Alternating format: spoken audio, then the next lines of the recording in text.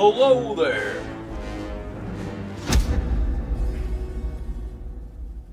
Well, hello there, and welcome back to an exciting episode of Corbin Does Something. That's right, I have a special treat for you. You've seen me put in the Kasa light switches. Did a review on that. I still have them today. I love it. The dimmers are really great. I have one in my bedroom, two in my kitchen. I have a regular switch right in here, which is wonderful. They're absolutely great.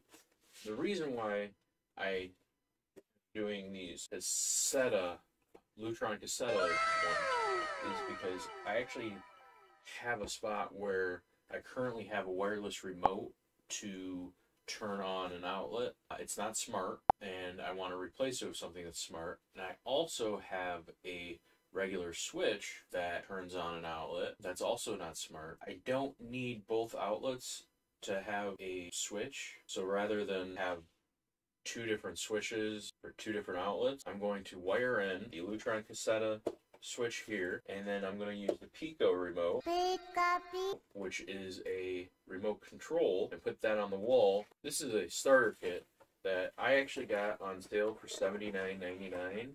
And that's a great price. The regular price is $99.99. I'm sorry, the regular sale price. I ended up buying last year's model for $79.99.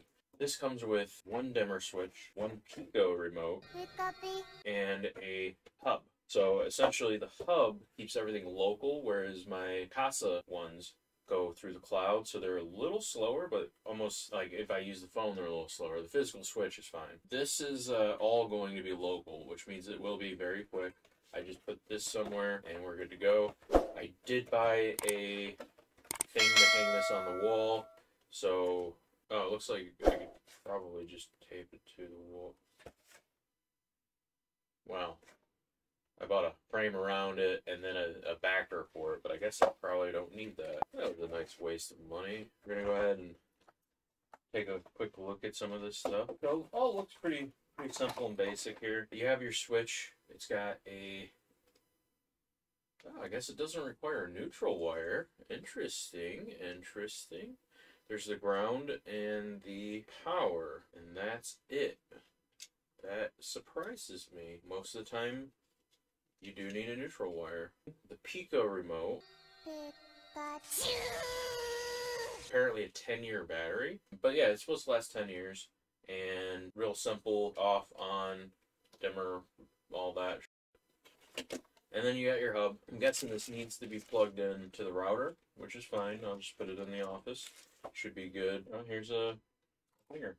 So it comes with a quick start guide, probably your basics. Yeah, remove the existing stuff from the wall. Duh. Oh, your first step is to plug the bridge in. So I'll probably end up doing that first because it is a quick and easy thing. One thing that I've noticed in the instructions here is if you're going to change your light bulbs, you have to pull this out. And when that's pulled out, there's no power. And then now it's on. I'm going to go ahead and take this upstairs, connect it. My goal with this is, again, I just want to be lazy. I'm going to go install this. It's going to be a pain. Alright, this is actually the switch that will be replaced here. We're going to turn it into a 3-gang. So that way I can have 3 upright switches. You can see we replaced the double switch with a regular one, so it's not too difficult. I did test it, everything's working, just need the smart switch put in and we should be good to go. Kept it black for outside, white for inside, just so that way I can tell them apart. So alright, you can see I got the box wired up. My experience, the higher one is usually for the switch, but I don't know how accurate that is, so I'm gonna go plug it on, test it, and see. Alright, so I had the wires backwards, but got it working. Show you. I have to get a different bulb. That's a little blue bulb that's in there, but that is working. Alright, a little touch-up paint, and this is ready to go. Next is to hook up the Pico.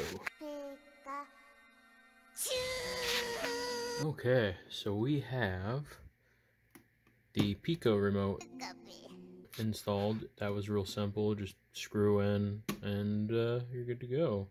And it looks like it is working. Alright, so I've spent a few hours after installing this running through the program and software. The software setup is so easy and very quick. You just plug the smart bridge hub thingy into your router and it connects. Everything in the app is real simple. Click it, it finds it. The only thing that you have to actually do to connect the lights is you just hold down the button for 10 seconds and it finds it.